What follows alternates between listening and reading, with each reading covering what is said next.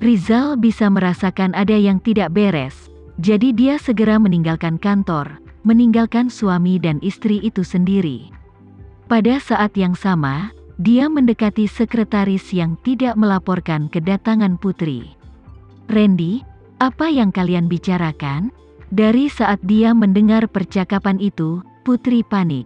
Dia baru saja berhasil mendapatkan kembali suaranya. Itu pasti palsu. Berita yang baru saja dia dengar pasti salah. Ayahnya, Hendra Guna, telah meninggal dunia selama lebih dari 20 tahun. Insiden pembunuhan baru-baru ini pasti tidak ada hubungannya dengan ayahnya. Ya, itu pasti tidak ada hubungannya dengan dia. Putri Bramasta terus berusaha meyakinkan dirinya seperti itu. Tapi dia tahu, dia hanya membohongi dirinya sendiri. Jika apa yang baru saja mereka katakan tidak ada hubungannya dengan dia, Randy tidak akan memiliki ekspresi seperti itu ketika dia melihatnya.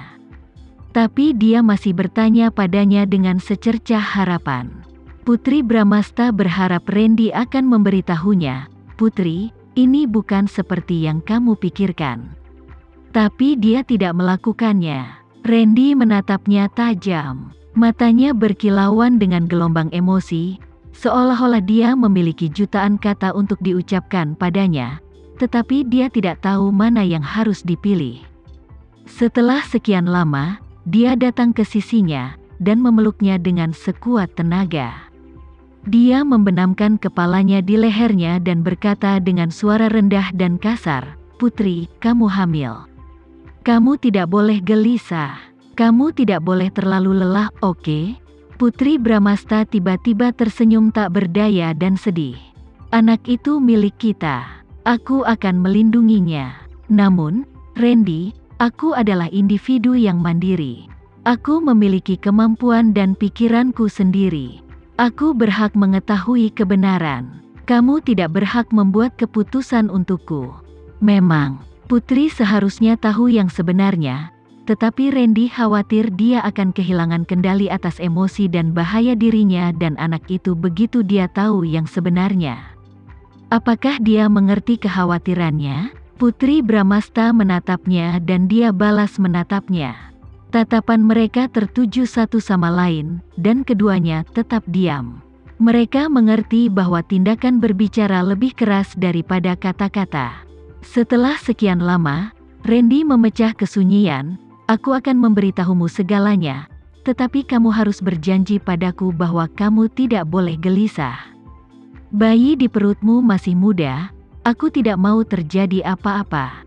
Dibandingkan dengan anak di perut Putri, Randy lebih mengkhawatirkan Putri, tetapi dia hanya menyebut anak itu karena dia lebih peduli pada anak itu. Dia percaya bahwa demi sang anak, Putri bisa menjadi kuat dan bertahan. "Aku tahu." Putri Bramasta mengangguk, tetapi dia tanpa sadar mengepalkan tangannya di sisi tubuhnya, menunjukkan kegugupannya. Meskipun dia gugup, dia tidak terlalu lemah sehingga mendengar kebenaran bisa membuatnya kehilangan anaknya. Melihat ekspresi Putri Bramasta yang tenang, Randy memegang pundaknya dan berkata, "Ya, Pak Tua Hendra Guna tidak mati 20 tahun yang lalu. Dia berhasil selamat saat itu, tetapi pada malam sebelum kemarin, seseorang menculiknya dari rumah Dirga dan membunuhnya." "Dia masih hidup? Dia ada di rumah Dirga? Kapan dia tinggal di rumahnya? Kenapa kamu tidak memberitahuku?" Putri Bramasta menggigit bibirnya dan berusaha menahan air mata yang hendak keluar dari matanya. Ayahnya ada di rumah Dirga. Suatu hari, dia bahkan pergi ke rumah Dirga untuk makan, dan dia juga makan hidangan daging spesial, yang hanya bisa dibuat oleh ibunya. Hanya ibunya yang bisa membuat hidangan lezat seperti itu. Sebuah pikiran tiba-tiba muncul di benaknya. Hidangan yang dibawakan oleh Dirga tempo hari. Apakah itu dibuat oleh ayahnya, Hendra Guna? Jadi, saat dia di rumah Dirga, ayahnya juga ada di sana. Ayah dan putrinya berada di ruangan yang sama dengan hanya ada tembok di antara mereka, tetapi dia dibunuh sebelum dia bisa melihatnya. Mengapa? Kenapa jadi begini? Orang macam apa yang membuat ayahnya tersinggung, sehingga setelah bertahun-tahun orang-orang ini masih ingin membunuhnya? Dulu, keluarga Andrean, Septian Bramasta, dan kakek Sanjaya palsu yang ingin menyingkirkan ayahnya, tetapi mereka sudah meninggal dunia. Mereka tidak bisa berbuat apa-apa pada ayahnya sama sekali. Selain mereka, siapa lagi yang tidak bisa mentolerir ayahnya hidup di dunia ini? Karena dia tidak ingin kamu melihat betapa buruknya dia terlihat. Karena dia mencintaimu, dia ingin mempertahankan citra sempurna seorang ayah di hatimu. Selama dia bisa melihatmu dari jauh, dia merasa puas. Randy hampir berteriak padanya. Ini adalah pertama kalinya dia berbicara dengan Putri Bramasta begitu keras sejak mereka menikah. Kamu tidak memberitahuku apa-apa karena kamu mencintaiku. Tapi kamu tidak pernah bertanya padaku, jadi bagaimana kamu tahu apa yang terbaik untukku? Mereka tidak tahu bahwa tidak peduli orang seperti apa ayahnya akan selalu menjadi pahlawan besar di matanya. Namun, tidak ada dari mereka yang bertanya padanya dan mereka membuat keputusan untuknya. Dia sangat dekat dengan ayah kandungnya, tetapi dia tidak memiliki kesempatan untuk bertemu dengannya. Dia bahkan tidak bisa mendengar putrinya sendiri memanggilnya, "Ayah." 20 tahun yang lalu, dia selamat dari kecelakaan mobil dan tidak mati. Dan selama bertahun-tahun dia tidak muncul. Dia pasti berada dalam situasi yang buruk selama ini. Dia menjalani kehidupan yang begitu sulit. Namun dia harus menghadapi lebih banyak masalah ketika dia bahkan tidak bisa bertemu dengan putrinya, yang sangat dia rindukan. Semakin Putri Bramasta memikirkannya, semakin cemas hatinya. Kenapa? Kenapa kamu tidak meminta pendapatku? Putri Bramasta tidak ingin menangis, tetapi dia tidak bisa menghentikan air matanya mengalir keluar. Itu seperti banjir yang tidak bisa ditahan. Randy mengencangkan cengkeramannya di bahunya dan berkata, "Putri, tenanglah." Putri Bramasta menggelengkan kepalanya dan menyeka air matanya. "Aku baik-baik saja." "Lanjutkan, ceritakan semua yang tidak ku ketahui." "Tenang dulu, apa yang ingin kamu ketahui? Aku akan memberitahumu lain hari." Randy dapat melihat bahwa Putri berada di ambang kehancuran. Jadi dia tidak ingin mengganggunya lebih jauh. "Katakan padaku apa yang harus ku ketahui." Putri Bramasta mengambil menarik napas dalam-dalam dan mencoba menenangkan diri. Setelah Putri Bramasta bersikeras, Randy biasanya menceritakan semua yang dia ketahui tentang Hendra. Tentu saja, dia sengaja mengabaikan fakta bahwa dia telah menculik Priscilia. Di hati Putri, ayahnya selalu menjadi pahlawan. Dia adalah pria yang memiliki roh yang benar. Dia tidak akan pernah melakukan apapun yang akan menyakiti orang lain, terutama yang tidak bersalah.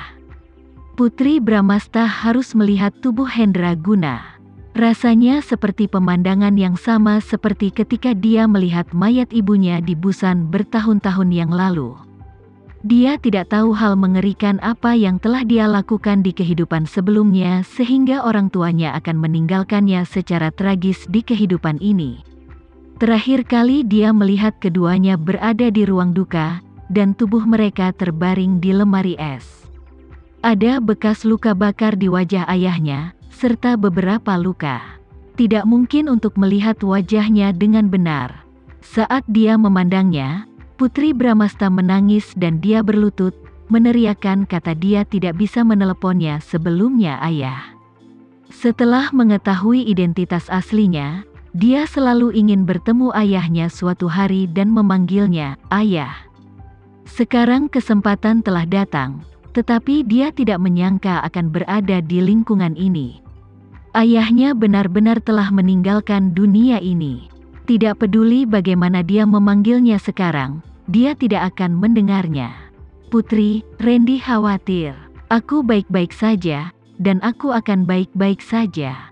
Bagaimana mungkin dia tidak? Ketika ayahnya masih hidup, dia tidak merawatnya dengan baik. Sekarang setelah ayahnya meninggal, dia tidak bisa membiarkan ayahnya mengkhawatirkannya lagi. Dia tahu bahwa ayah pasti ada di surga mengawasinya, berharap melihatnya hidup dengan baik. Oleh karena itu, dia akan hidup dengan baik bersama kakaknya, agar mereka tidak membuat ayah mereka khawatir lagi di akhirat. Meskipun dia bilang dia baik-baik saja, bagaimana mungkin seseorang baik-baik saja mengetahui ayah mereka dibunuh? Untungnya, Putri Bramasta membawa Randy bersamanya. Ketika dia sedih, Randy tetap di sisinya, menjadi pria kuat yang bisa dia andalkan. Putri Bramasta sedih, tapi dia berhasil tetap rasional.